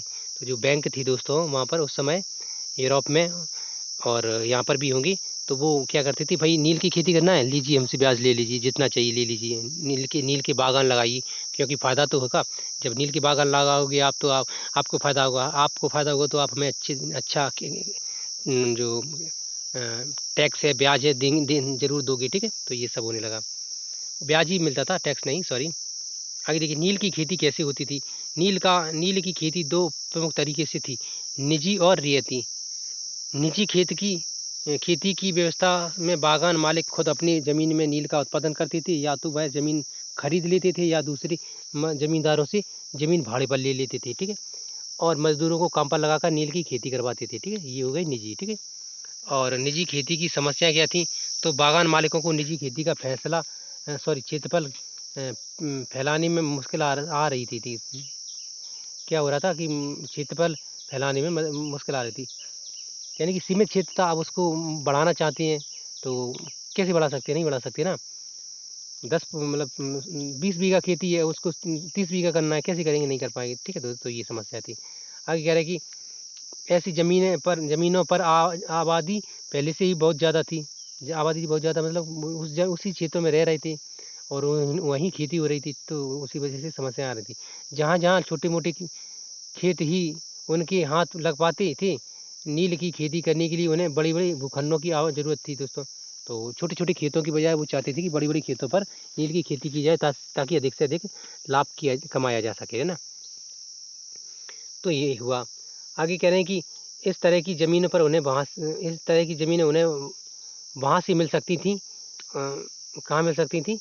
उन्होंने नील की फैक्ट्री के इर्द गिर्द पट्टे पर ज़मीन लेने के प्रयास के लिए और वहाँ के किसानों को हटा दिया गया। तो कह रहे हैं कि जो फैक्ट्रियाँ होती थी उनके आसपास जो लोग रहते थे उनको हटा दिया गया और उस ज़मीन को पट्टे के रूप में अपनी मतलब बस में कर लिया, यानी सॉरी, बस में करना नहीं, यहाँ अच्छा शब्द नहीं है, मतलब वो अपने अधीन कर लिया, अपने अंटर कर लिया, मतलब उनकी नाम हो गई या उन्होंने अपना बना लिया उनसे, ठीक है। कौन सा शब्द सही रहेगा दोस्तों, जो अधीन कर लिया, पट्टा करना क्या होता है दोस्तों, जैसे मैंने किसी ज़मीन को पट्टी करा ली तो वो मेरी हो गई, ठीक है, ऐसा समझ गए बस आप। तो क्या, एक बार फिर देखते हैं क्या है। उन्होंने नील की फैक्ट्री के इर्द गिर्द पट्टे पर ज़मीन लेने के प्रयास किए और वहाँ के किसानों को हटा दिया। इससे टकराव और तनाव पैदा हुआ। क्या हुआ कि जब उन्होंने नील की फैक्ट्री होती थी तो वहाँ के आसपास जो ज़मीनें होती थी, वहाँ लोग रहते थे, उनको हटाकर उनको उन ज़मीनों का पट्टा करवा लिया अपने नाम, ठीक है। पट्टा, ऐसा ये शब्द बहुत अच्छा रहेगा, ठीक है। अपने नाम पट्टा करवा लिया। पट्टा कहते हैं कि अपने नाम करवाना है, किसी चीज़ को अपने नाम करवाना, ठीक है। और इससे क्या हुआ कि भाई टकराव पैदा हुआ, टकराव या तनाव, यानी कि जो लोग रह रहे हैं अब वो कहाँ जाएंगे, वो बोलेंगे हम कहाँ रहेंगे, ठीक है।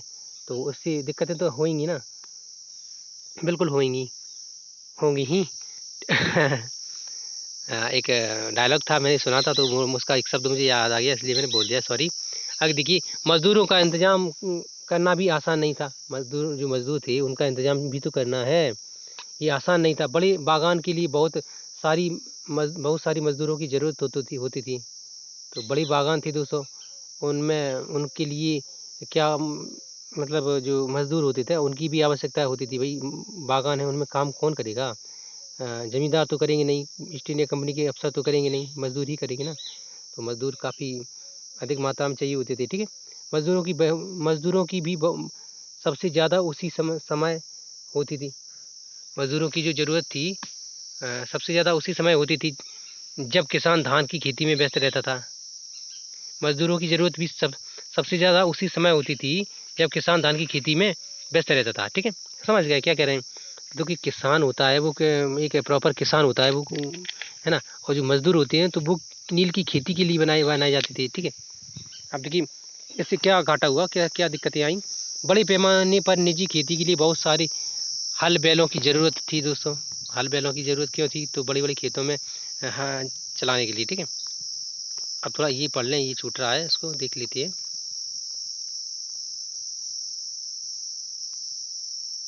ये चित्र देखते हैं, ये क्या है? सेंट डोमिनियो ने गुलामों की बगावत अगस्त 1791। सेंट डोमिनियो में गुलामों की बगावत 1791 में जनवरी स्कुहदोल्स्की का चित्र है ये दोस्तों। कोई है स्कुहदोल्स्की का चित्र है। आप दोस्तों इसको पढ़िए कैसा शब्द है।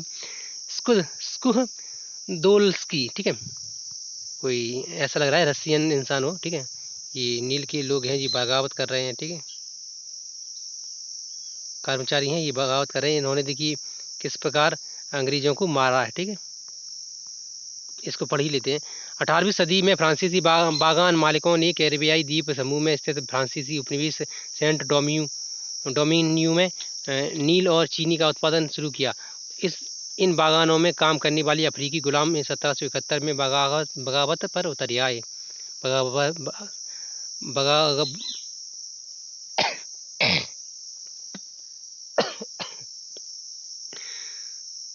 सॉरी बगावत पर उतर आए, ठीक है दोस्तों।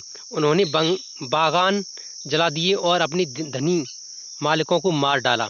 1792 में फ्रांस ने अपने उपनिवेशों में दास प्रथा समाप्त कर दी। इन घटनाओं की वजह से कैरिबियाई द्वीपों में नील की खेती ठप हो गई थी, ठीक है दोस्तों। इसी वजह से भारत में नील की खेती का अधिक मतलब प्रभाव होने लगा था, ठीक है। आगे देखिए ये बीघा क्या है? ये बीघा माने क्या होता है? देखिए जमीन की एक माप। ब्रिटिश शासक ने पहले बीघे का आकार अलग अलग होता था, ठीक है। बंगाल में अंग्रेजों ने इसका क्षेत्रफल करीब 1/3 एकड़ कर दिया, ठीक है। एक बीघा को 1/3 एकड़, ठीक है। खैर इसको हमें ध्यान नहीं देना था ज़्यादा, बस पढ़ना है क्या है उसमें दिखना था। एक बीघा नील की खेती के लिए 2 हल चाहिए थे दोस्तों। एक बीघा खेती के लिए खेती के लिए दो हल चाहिए होते थे। तो एक बीघा खेती होती थी नील की खेती, उसमें 2 हलों की ज़रूरत पड़ती थी, ठीक है। इसका मतलब यह था कि अगर किसी बागान मालिक के पास 1000 बीघा ज़मीन है तो उसे 2000 हलों की ज़रूरत पड़ती है। हलों को खरीदना और उनका रखरखाव एक बड़ी समस्या थी दोस्तों। अब क्यों होगी भाई? देश की जमीन जो कि फैक्ट्री के आसपास की ज़मीन थी उसको अपने पट्टी करा लिया है। अब 2000 बैल हैं और जो गाड़ियां हैं, हल हैं, वो उनको कहाँ रखेंगे, है ना। तो जगह की भी समस्या आने लगी, रखरखाव की समस्या आने लगी, ठीक है। आगे कह रहे हैं कि किसानों से भी हल नहीं मिल सकती थी दोस्तों। जो किसान थी उनसे भी हल नहीं मिल सकती थी। क्यों? उन्हें अपने लिए ही उन चीज़ों की ज़रूरत होती थी, तो उन्हें अपने लिए हल की ज़रूरत होती थी। अब किसानों से हल मांगने की जाएंगी, भाई मुझे थोड़े दिन के लिए, थोड़े समय के लिए हल दे दीजिए, तो वो क्यों देंगे भाई? उन्हें भी तो अपनी और खेती है उनके पास, चावल की, धान की, तो उसके लिए भी तो वो हल मतलब हल चाहिए उन्हें, ठीक है। तो इसलिए और समस्या बढ़ने लगी। आगे देखिए कह रहे हैं कि जिस समय नील उत्पादकों को ज़रूरत होती थी उसी समय किसानों को हल बैल की चावल की खेती के लिए खेतों में व्यस्त रहना पड़ता था। यानी कि इधर नील की खेती के लिए बैलों की ज़रूरत है, उधर चावल की खेती के लिए बैलों की ज़रूरत है। इस प्रकार किसान अपने बैलों की आपूर्ति को महसूस नहीं कर पा रहे थे, यानी बैलों की कमी और बैल हल की कमी महसूस होने लगी थी, ठीक है। समझ गए क्या कह रहे हैं? अब एक ही समय पर दो दो जगह बैल कैसे काम करेंगे, है ना, तो दिक्कत होने लगी। 19वीं सदी के आखिर तक बागान मालिक निज खेतों का क्षेत्रफल फैलाने में हिचकिचाने लगी थी दोस्तों, निजी खेतों को फैलाने में, यानी कि जो बागानों के मालिक थे वो निजी खेतों की को फैलाने में हिचकिचाने लगी, यानी कि उन्हें लगने लगा था भाई अब अपने स्वयं के खेतों को कैसे फैलाएं, कैसे ये पट्टी की ज़मीन लें, कैसे क्या करें, क्योंकि अब जी ये जो हल हैं बैल हैं इनको रखने के लिए जगह नहीं है। अगर हमें और खेत पट्टी पर ले लेंगे तो हम इन सामानों को कहाँ रखेंगे, बैलों को कहाँ बांधेंगे और मजदूरों को कहाँ रखेंगे, है ना, और हल वगैरह ये सब व्यवस्थाएं कैसी बनाई, तो उन्हें मतलब दिक्कतें लगने लगी, है ना, इसलिए वो खेती और बढ़ाना नहीं चाहते थे। ठीक है, आगे कह रहे हैं इस व्यवस्था के तहत नील की पैदावार 25% से भी कम ज़मीन पर आती थी दोस्तों, है ना। अब क्या हुआ कि भाई देखिए समस्या होने लगी कि अब जो खेती थी 25 नील की खेती 25% से भी कम होने लगी। क्यों, कोई समस्या आने लगी, देखिए कि हर बार समस्या तो देखने को मिलती ही रहती थी। ठीक है, तो आगे कह रहे हैं बाकी ज़मीन रैयती व्यवस्था के अंतर्गत थी, तो बाकी ज़मीन किसके अंतर्गत थी, तो रैयती व्यवस्था तो आपको देखो आपने दोस्तों देख ही लिया है, पढ़ ही लिया है। रैयती व्यवस्था में क्या है, तो वो उन्हें अलग प्रकार से देखना पड़ता था, व्यवस्था बनाना पड़ता था और टैक्स देना पड़ता था, है ना। आगे आगे देखिए रैयतों को ज़मीन पर नील की खेती रैयतों की ज़मीन पर नील की खेती कैसे होती थी। रैयतों की व्यवस्था के तहत बागान मालिकों रैयतों की साथ एक अनुबंध सट्टा करती थी। कई बार भी गाँव के मुखियाओं को भी रैयतों की तरह से समझौता करने के लिए बाध्य कर देती थी, तो गांव के मुखियाओं को भी रैयती व्यवस्था कर देती थी। ठीक है, आगे कह रहे हैं कि हाँ, जो अनुबंध पर दस्तखत कर देती थी उन्हें नील उगाने के लिए कम ब्याज पर बागान मालिकों से नगद कर्जा मिल जाता था। जो उस समय होती थी जो अनुबंध जो दस्तखतों पर साइन कर दी थी, तो उन्हें फिर क्या होता था कि कम कम ब्याज पर बागान मालिकों से नगद कर्जा मिल जाता था। ठीक है, जैसे कि उन्होंने कहा भाई हम इस पर साइन कर दिया, हम तुम्हारी इतनी ज़मीन पर खेती करेंगे और हम साइन कर दे रहे हैं। ठीक, तो उससे क्या होता था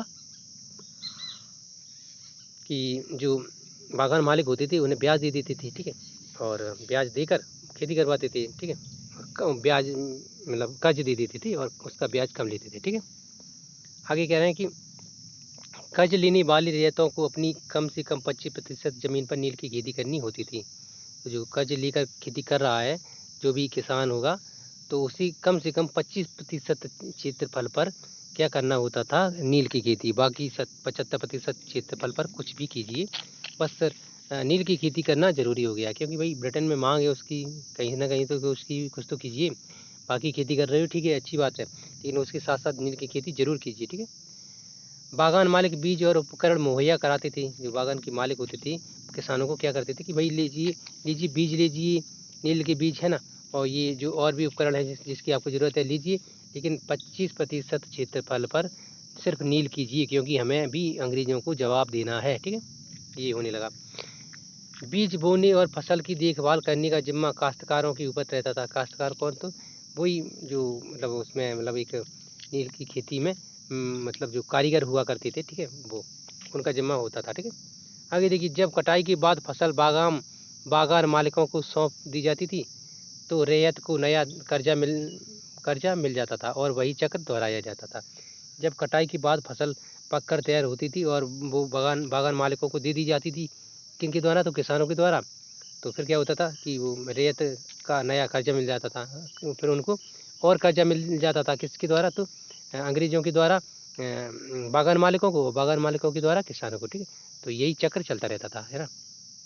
तो क्या होता था कि जैसे किसान ने फसल पक गई, अब किसान ने दे दिया अपने जो बागान मालिक हैं उनको दे दी, भाई लीजिए मालिक साहब आप ये फसल लीजिए, मैंने इतना जो कुछ भी पैदा किया ये सब आप ले लीजिए, मुझे इसमें से कुछ हिस्सा मिलता है, जो मेरा हिस्सा है वो दे दीजिए। ठीक है, अब वो जो बागान मालिक है वो सीधे जाएंगे अंग्रेज़ों के पास, ये लीजिए साहब ये जो पैदा हुआ है ये ले लीजिए, मेरा हिस्सा मुझे दे दीजिए। ठीक है, फिर अंग्रेज़ उनको कर्ज दे देते होंगे बाद में, भाई लीजिए अब ये कर्ज लीजिए किसानों को दीजिए और फिर यही प्रक्रिया दोहराइए। ठीक है, पैदा करके हमें दीजिए, तो ये होता रहता था। ठीक है, ये देखिए चित्र 8 19वीं सदी की शुरुआत में बंगाल की मजदूर नील की खेती करते हुए भारत में नील के पौधे की कटाई अधिकांश पुरुष ही करती थी। तो नील की खेती की जो कटाई होती थी कौन करता था? तो पुरुष।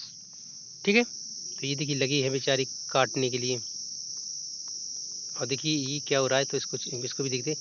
खेतों से फैक्ट्री में लाए जा रहे नील की पौधों के गट्ठर। तो देखिए नील के पौधों के गट्ठर हैं दोस्तों, ये खेतों से फैक्ट्री में लाए जा रहे हैं ना। फैक्ट्री देखिए गाड़ियाँ हैं, ये दोस्तों बच्चे खेल रहे हैं, ये ढो रहे हैं दोस्तों। क्या करें, मजदूर हैं, काम करेंगे ही। आगे देखिए नील का उत्पादन कैसे होता था? तो नील का उत्पादन ऐसे होता था। ये किंडवन हौज है दोस्तों, ठीक है, ये किंडवन हौज। आगे देखिए नील के खेतों के पास स्थित नील का एक कारखाना विलियम सिम्पसन का चित्र है दोस्तों। ये 1863 में बनाया था विलियम सिम्पसन ने, ठीक है। ये बीटर बाल है, ये बीटर बाल, ठीक है, इसमें लगे हुए हैं कर्मचारी, ठीक है।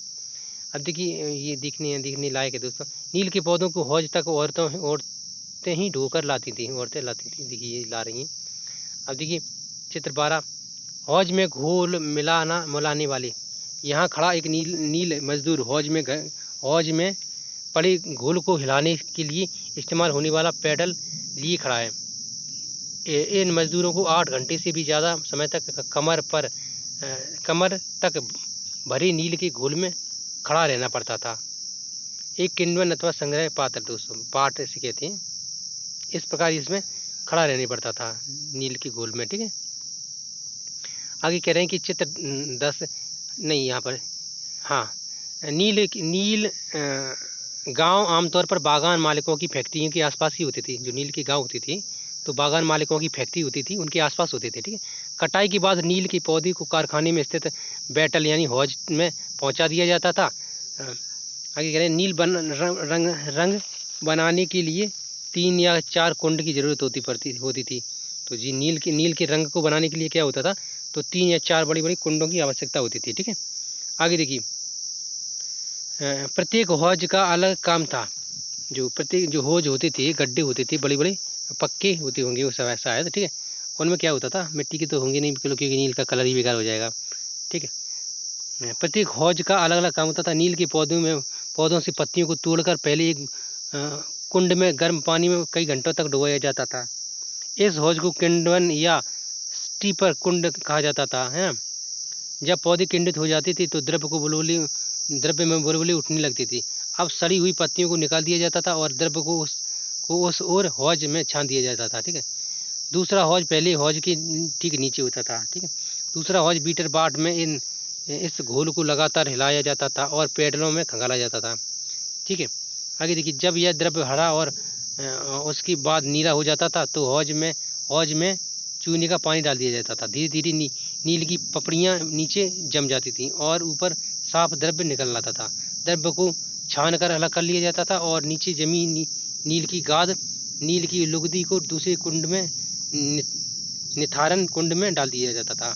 इसके बाद उसे निचोड़कर बिक्री के लिए सुखा दिया जाता था, ठीक है। तो ये प्रक्रिया थी दोस्तों, बिक्री के लिए नील तैयार है। यहाँ आप उत्पादन की आखिरी अवस्था को देख सकते हैं। दबाकर सांचे में डाल दी गई नील की लुगदी को काटकर मजदूर उन पर मुहर लगा रही थी। पीछे वाले हिस्से में एक मजदूर इन टुकड़ों को सुखाने के लिए ले जा रहा है। देखिए ये इस प्रकार की जाती थी, ठीक है। काफ़ी मेहनत करनी पड़ती थी दोस्तों, क्या करें, आज भी दोस्त लोग मेहनत करते हैं, तो ये सब होता ही रहता था उस समय भी, आज भी, ठीक है। ये फैक्ट्रियाँ हैं लगी हुई हैं, हौज ये फैक्ट्री के आसपास ही है। काफ़ी बहुत मशक्क़त करनी पड़ती थी लेकिन लोगों को मिलता कुछ नहीं था, सिर्फ कौड़े। शुरू हो जाता था, क्या शुरू हो जाता था? देखिए इधर यहाँ कुछ छोटा है, इसके बाद और वही चक्र दोबारा शुरू हो जाता था। यहाँ से पढ़ना है। जो किसान पहले इन कर्जों से बहुत आकर्षित थे उन्हें जल्द ही समझ में आ गया कि यह व्यवस्था कितनी कठोर है। उन्हें नील की जो कीमत मिलती थी वह बहुत कम थी और कर्जों का सिलसिला कभी खत्म नहीं होता था। तो दोस्तों वही है जो ऊपर आपने पढ़ा था, क्या हुआ था कि जो किसानों ने पैदा करके जमींदारों को दे दी या बागान मालिकों को दे दी, ठीक है। बागान मालिकों ने अंग्रेज़ों को दे दी जो भी फसल पैदा हुई है, ठीक है। और अंग्रेज़ों ने फिर उनको कर्जा दिया और बागान मालिकों को या ज़मींदारों को, उन्होंने ज़मींदार मकान मालिकों ने किसानों को दिया। तो इस प्रकार का चक्र चलता रहता था और किसानों को समझ में आ गया था कि ये जो व्यवस्था है काफ़ी समस्या भरी है और हम लोगों को कुछ मिलता नहीं है, बचता नहीं है, बस सिर्फ कर्ज के रूप में थोड़ा पैसा मिल जाता है और उसको हमें फिर ब्याज देना पड़ता है और ये हमारे ऊपर समस्याओं का बोझ बना ही रहता है। ठीक है, आगे देखिए, यह व्यवस्था कितनी कठोर है। उन्हें नील की जो कीमत मिलती थी वह बहुत कम थी और कर्जी का सिलसिला अधिक था, मतलब खत्म नहीं हो रहा था। ठीक है, समस्याएं और भी थी। बागान मालिक चाहते थे कि किसान अपने सबसे बढ़िया खेतों में ही नील की खेती करें। जो बागान मालिक थे वो चाहते थे किसानों के पास जो ज़मीन है, जो 25% ज़मीन में नील की खेती करना वो बिल्कुल ज़रूरी है। तो उसमें से भी जो अच्छी ज़मीन है वहीं नील की खेती करें, बाकी 75% ज़मीन पर कुछ भी करते रहें। ठीक है, तो ये हुआ।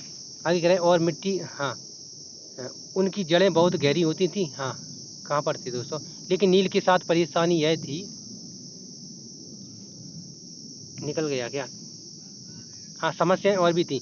बागान मालिक चाहते थे कि किसान अपनी सबसे बढ़िया खेत में ही नील की खेती करें, लेकिन नील के सामने परेशानी यह थी कि उनकी जड़ें बहुत गहरी होती थी और यह मिट्टी की सारी ताकत खींच लेती थी।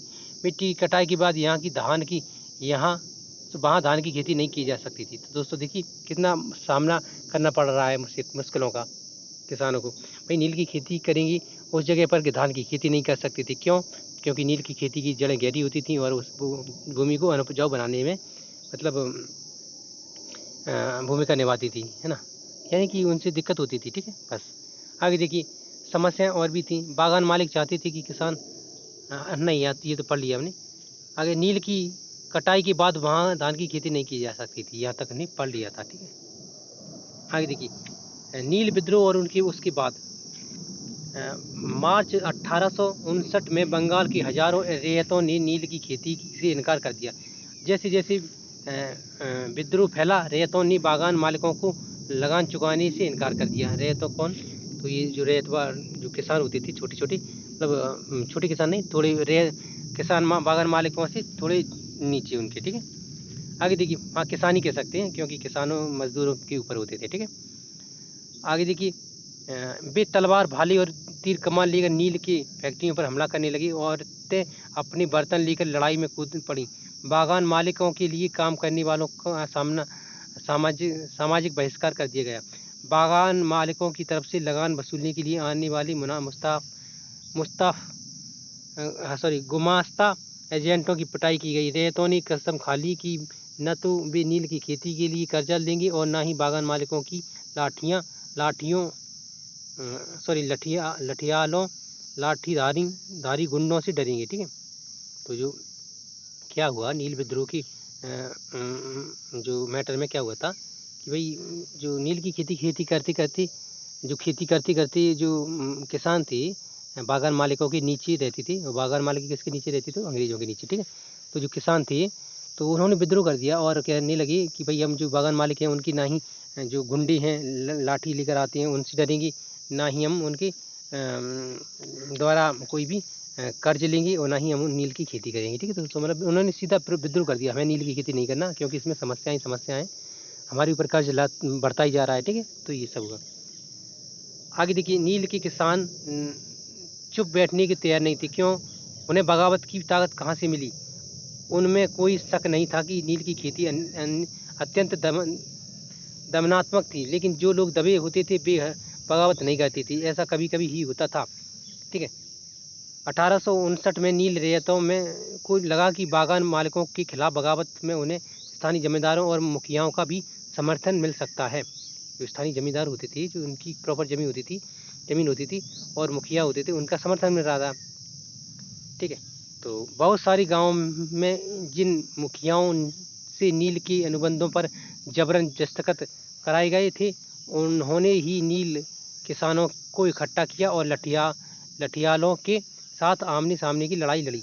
कई किसानों पर रैयतों की बगावत के लिए उकसाते हुए खुद जमींदार गांव-गांव घूमने लगे। जमींदार इस बात से परेशान थे कि मालिकों की की ताकत बढ़ती जा रही है और बागान मालिक जबरन लंबे समय के लिए उनसे ज़मीन ले रहे हैं। तो क्या होता था, जो जमींदार होते थे, जमींदारों से ज़मीन छीनकर किसको दे दी जाती थी, तो बागान मालिकों को। क्यों? क्योंकि भाई जो ज़मीन है तुम्हारी, उस पर बाग लगाए जाएंगी, और किसके, तो नील की। ठीक है, तो ज़मींदारों को भी मतलब अच्छा लगा कि भाई ये जो किसान है विद्रोह कर रहे हैं, ठीक है, हमारी ज़मीन हमें वापस मिलने की मतलब आसार दिख रहे हैं ना, और जो हमें जो घाटा देखने को मिलता है, हमारे ऊपर जो समस्याएं हो रही हैं वो शायद सॉल्व हो जाएंगी। ठीक है, तो ये हुआ। आगे देखिए, और ज़्यादा कुछ खास नहीं, आप इसको पढ़ भी सकते हैं दोबारा। ठीक है, नील के किसान को ये भी लग रहा था कि अंग्रेजी सरकार भी संघर्ष में उतना उनका साथ देगी। नील के किसान थे जो 1857 की बगावत के बाद ब्रिटिश सरकार एक और व्यापक विद्रोह के खतरे से डरी हुई थी। जब नील की खेती वाले इलाकों में एक और बागान की खबर फैली तो लेफ्टिनेंट गवर्नर ने 1859 की सर्दियों में इलाके का दौरा किया। रैयतों को लगा कि सरकार उनकी दुर्दशा से परेशान है। बरसात में मजिस्ट्रेट एशली ईडन ने एक नोटिस जारी किया जिनमें कहा गया कि रैयतों को नील के अनुबंध मानने के लिए मजबूर नहीं किया जाए। तो जो कौन था ये लेफ्टिनेंट गवर्नर, ये 1859 की सर्दियों में इन इलाकों में दौरा करने आया। उसने देखा कि यहाँ पे तो बहुत दिक्कत है। तो बरसात में मजिस्ट्रेट एशली ईडन ने एक नोटिस जारी किया और कहा कि भाई अब मजदूरों को ज़्यादा परेशान न किया जाए। मजदूर ने रैयतों को नील की अनुबंध मानने के लिए मजबूर न किया जाए। ठीक है, तो उसने थोड़ा मतलब ढील दे दी। आगे देखिए क्या करें, नील गाँव का एक गीत है। तो गीत है दोस्तों, इसको क्या देखना है, इसको छोड़ देते। ठीक है, एक नोटिस के आधार पर लोगों को यह खबर फैल गई कि रानी विक्टोरिया ने नील की खेती न करने का हुक्म दे दिया। ईडन किसानों को शांत करने और विस्फोटक स्थितियों को नियंत्रित करने की कोशिश कर रहा था। उसकी कार्रवाई को किसानों ने अपने विद्रोह का समर्थक मान लिया। उसने जो कार्रवाई की, किसानों को लगा ये हमारा समर्थन कर रहा है। ठीक है, जैसे जैसे विद्रोह फैला, कलकत्ता में पढ़े लिखे लोग भी नील जिलों की ओर चल पड़े। उन्होंने रैयतों की दुर्दशा, बागान मालिकों की जो जोर जबरदस्ती और अत्याचारी नील व्यवस्था के बारे में लिखा। ठीक है, तो जो पढ़े लिखे लोग थे उन्होंने लिखना शुरू कर दिया। इस बगावत से परेशान सरकार को बागान मालिकों की रक्षा के लिए सेना बुलानी पड़ी। ठीक है, तो जो बागान मालिकों की जो रक्षा थी करनी थी दोस्तों, क्योंकि बागान मालिक के नीचे कौन था, किसान, और बागान मालिकों के ऊपर कौन था, तो अंग्रेज। ठीक है, तो उन अंग्रेजों को फिर सेना बुलानी पड़ी ताकि बागान मालिकों की रक्षा की जा सके, है ना। तो ये हुआ। आगे कह रहे हाँ, नील उत्पादन व्यवस्था की जांच करने के लिए एक नील आयोग भी बना दोस्तों। इस आयोग ने बागान मालिकों को दोषी पाया जी। इस आयोग ने क्या पाया कि नील जो बागान मालिक हैं, जो किसानों के ऊपर हैं, ये दोषी हैं। जोर जबरदस्ती के लिए उनकी आलोचना की गई। आयोग ने कहा कि नील की खेती रैयतों के लिए फ़ायदे का सौदा नहीं है। आयोग ने रैयतों से कहा कि वे मौजूदा अनुबंधों को पूरा करें, लेकिन आगे से वे चाहे जो नील की खेती बंद कर दें, है ना। उन्होंने कहा कि अगर ये जो रैयती व्यवस्था है इसको बंद भी कर सकते हैं, या चाहें तो नील की खेती ही बंद कर दें। ठीक है, इस बगावत के बाद बागानों में नील का उत्पादन धराशायी हो गया। उसके बाद बागान मालिक बिहार पर ध्यान देने लगे, यानी कि बिहार की ओर आ गए। ठीक है, बंगाल से। 19वीं सदी के आखिर में कृत्रिम रंगों का निर्माण होने लगा।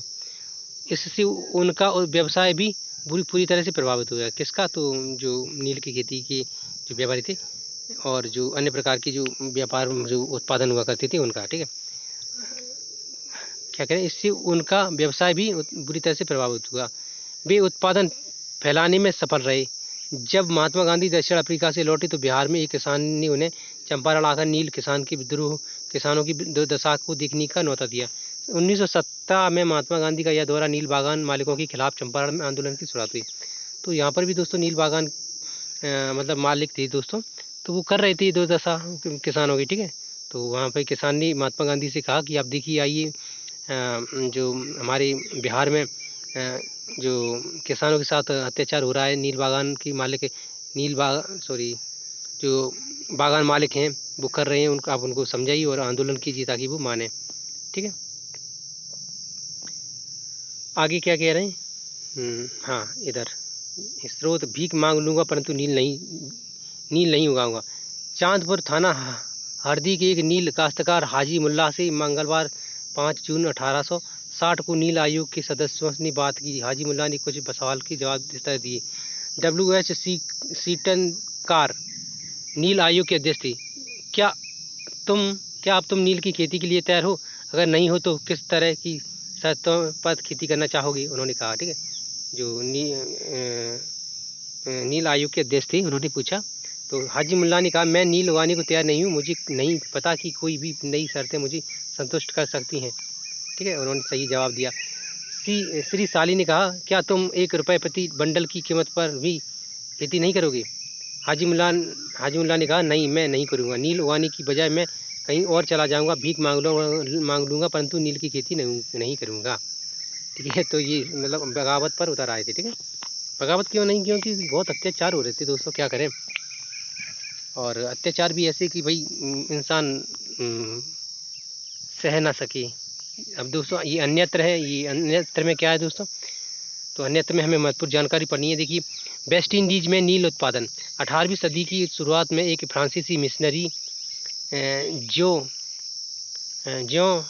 बेबतीस्त लबात ने कैरिबियाई द्वीपों का दौरा किया और इस इलाके के बारे में विस्तार से लिखा। यह तस्वीर लबात की एक पुस्तक से ली गई है। इस तस्वीर में वहाँ के फ्रांसीसी बागानों में नील उत्पादन के सारे चरणों को दर्शाया गया है। ठीक है, तो ये बाएं सिरे पर आप देख सकते हैं कि गुलाम मजदूर नील के पौधे को सेटलर बाट में डाल रहा है और एक और मजदूर एक मशीन चरखी से घोल घुमा रहा है। दाएं से दूसरा मजदूर नील की लुगदी को बोरों में भरकर सुखाने के लिए ले जा रहा है। अगले हिस्से में 2 मजदूर नील की लुगदी को मिलाकर सांचों में डालने के लिए हो रहे हैं। तस्वीर के बीचों बीच बागान मालिक ऊंची जगह खड़े होकर सारे गुलामों पर नजर रख रहा है। तो दोस्तों ये चित्र है दोस्तों। ठीक है, एक कैरिबियाई द्वीप समूह में स्थित बागानों में नील की खेती मतलब उत्पादन हो रहा है। ठीक है, तो किस तरह से ये देखिए बेचारे मजदूर लगे हुए हैं। ठीक है, और ये बागान मालिक है दोस्तों। इस तरह से रहते थे ये रईस बनकर। ठीक है, रईस तो थे ही, तभी तो इन पर इतनी ज़मीनें थी दोस्तों। ठीक है, अब आगे कुछ नहीं दोस्तों, ये अन्यत्र के बाद तो फिर ये कक्षा 8 के छात्रों के लिए महत्वपूर्ण है। ये इसी को भी पढ़कर पास करते हैं परीक्षाएं, इन्हीं की ये उनकी परीक्षा में आते हैं। ठीक है, ये क्वेश्चन हैं। ठीक है, तो दोस्तों वीडियो पूरी देखने के लिए आप सभी का धन्यवाद दोस्तों। हमारी वीडियो को लाइक करें दोस्तों, हमारी वीडियोस को अधिक से अधिक शेयर करें दोस्तों, अपने भाई बंधु मित्र, छोटे भाई बंधु हों उनको, और हमारे यूट्यूब चैनल NCERT सर्कल को सब्सक्राइब करें दोस्तों। ठीक है, थैंक यू।